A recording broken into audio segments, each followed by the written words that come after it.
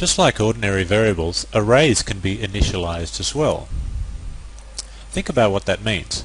What does it mean to initialize an array? You've got an array of, say, 10 integers. Remember, an initialization is setting the variable to have a value at the same place that you're declaring it. So, when we declare a variable, is it possible to initialize it at the same time? Yes, it is. If so, how? What would that possibly look like? So, when you do initialize an array, and I'll show you an example of that in a moment, you actually don't need to specify the size of the array.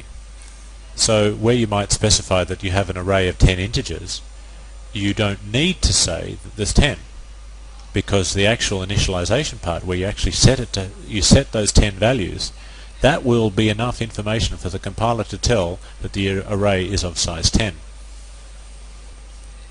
I promise you'll see what that looks like in just a moment. Okay, here's an example. I've declared an array of integers. Notice I have not put anything inside the brackets, the square brackets. There are actually 4 integers in this array. They are 3, 6, 9 and 12. Notice how they're initialized. You use a curly bracket. Curly brackets around all the 4 values, separated by commas, and then you put a semicolon on the end. And that is how you initialize an array. As I mentioned earlier, the 4, in other words the 4 as in 4 elements, is not required here. The compiler can tell that there are 4 elements, and so will automatically size the array for you. Isn't that handy? However, it is possible for you to declare an array of size, say, 10 and initialize it exactly like this, with the 3, the 6, and the 9 and the 12. In other words, you might have an array where there are 10 elements but only initialize 4 of them. So what happens to the other 6? And which 6 are you initializing? Well, you're initializing the first... Sorry, which 4 are you initializing? You're initializing the first 4. The first 4 get initialized. The other 6 get set to 0. Now, it doesn't say anywhere that you're setting anything to 0, but you are. The other 6 elements, if that happened to be a 10, if I put a 10 inside those square brackets, sorry, I can't do it on a PowerPoint slide.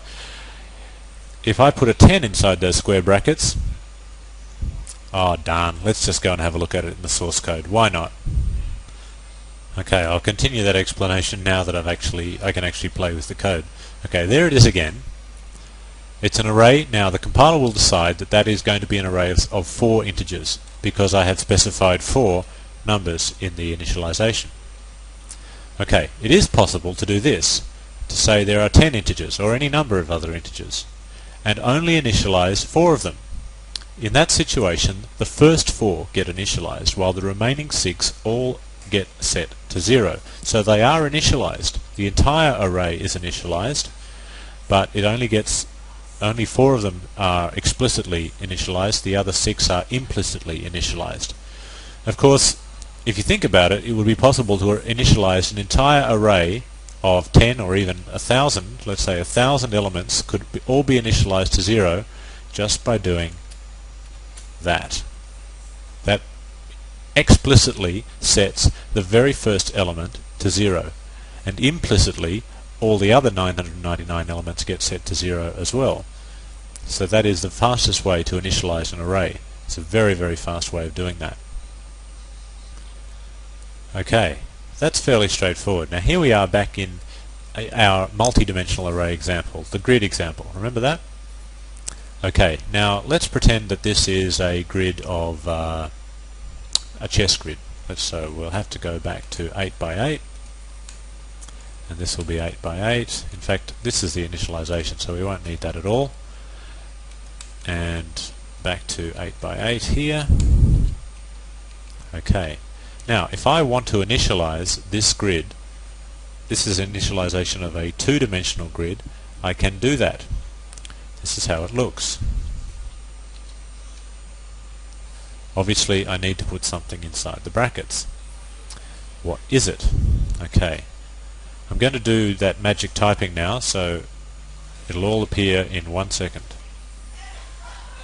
Okay, so here we are again. and we've through the magic of the pause button, I have done all the typing that is required here. Now I've changed this to an array of characters, so rooks and horses and bishops and kings and queens and pawns, and a space if there's nothing in that square. So this is what I've done. Here's my open curly bracket. I put it down here, and I put the closed curly bracket and the semicolon there. Now that's a little bit different to what I showed you before, but I promise you the only difference is the white space. Now it's an array of arrays, so remember from our previous example that every initialization element was separated by commas. So this is separated from the next line, this, by a comma, that comma right there. So we have 8 things, 1, 2, 3, 4, 5, 6, 7, 8. Notice there's no comma after the last one. There doesn't need to be. So we have 8 elements, and each of the 8 elements is an array of its own. So it's an array of arrays. Well, we already know that, and that's how the first element is declared. Okay, so I think if you look at that, you'll see that it is actually an array of arrays initialized simply by extending what we looked at in the last example. Now, I don't know about you, but as far as I'm concerned, this is a whole lot neater and more obvious, and certainly less typing, than doing 64 separate assignment statements, which is what we'd have to do if we wanted to assign each one of those elements individually. I've also taken the liberty of changing the printf down here to a %C. It used to be a %3D. So let's see if that compiles and runs. Compile, okay, and run, and there it is. Okay, fairly straightforward. Okay, so that's a multi-dimensional array initialization. Finally, for the end of this module, I'll show you how to initialize an array of strings. This is our old multi2.c, the array of strings, but I've saved this now as multi4.c. Before I show you how to do this, I'm going to ask a question. What is it possible to do with strings natively in C language without reference to any standard C library functions? What can you do with strings? What does C provide you with the tools to do? Now you may not know the answer to that because you haven't seen the whole C language yet. But have I shown you anything that you can do with strings by themselves that don't require standard C library functions? Remember there's strcpy and strlen and strcat and all those, and there's printf and scanf for reading and writing them. Well, what about just manipulating strings in the code without using any of those functions? The answer is nothing. You can't do anything with strings. Well, I haven't shown you anything. There is one thing that you can do with strings natively. One thing. It's not very much. It's not very powerful. You can initialize a string. That's all you can do with a string natively in the C language. Let me show you what I'm talking about. Let's create a simple string here. We'll call it name. And we'll make it 50 characters long. Okay. That's a string that's called name. I will now initialize that string. You haven't seen this before. This is the initialization of a string. I didn't show it to you before because I wanted to show it to you in this chapter, which is about initializing arrays. Okay, so let's have a look. That's it. That's how you do it. Isn't that interesting? You can't do this. I'm just going to copy and paste this code. Copy and paste, and I'm going to get rid of that and get rid of that. You can't do that. You can't just say name equals mark virtue. You can't do it. The reason is because name is an array, and you cannot assign arrays. You can only initialize arrays. It's not, well, it is consistent, but it's not. I mean, it's a very clear and standard rule, but you'd think surely if you can do that, you ought to be able to do that. And I'd like to be able to, but you simply can't. You just can't. It's one of the rules of C. So, give up any ideas of ever trying to do that. The compiler will probably stop you with an error message. However, you can do it as an initialization. So what happens here? Well, it's a 50 character array, and the first 1, 2, 3, 4, 5, 6, 7, 8, 9, 10, 11 characters plus a null, so 12 characters. The first 12 characters are being set, and the remaining 38 characters are all being initialized to what? Well, to 0. Not the digit 0, so it doesn't look like this in memory. It actually, if you recall, the 0 character is the null character. So you get 11 characters that are visible, followed by a null character, followed by 38 more null characters.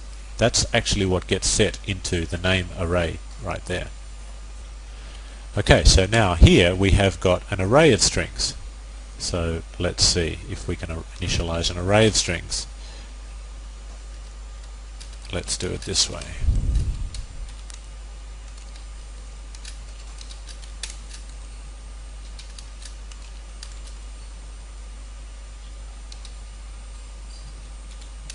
Sorry, my typing's not very slow, not very fast.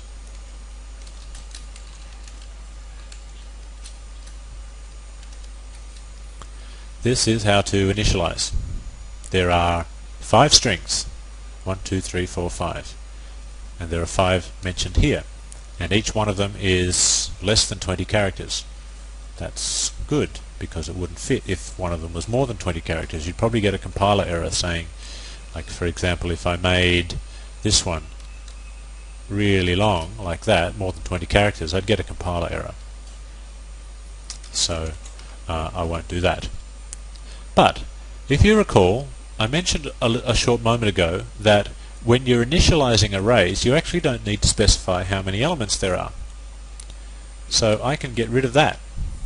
I can get rid of the 5, and it will create 5 for me. It will create 5 strings of 20 for me. It'll do that because here they are, there's 5 of them. And you might say to yourself, well hang on, not each one of them's 20. Like this one's only 4, well 5 if you count the null, then 3 and 4 and 3 and I don't know, 11 or something. And that's true, but here you've specified that each one of the strings is actually of length 20.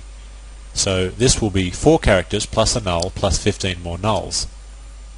Okay, I hope you can understand that.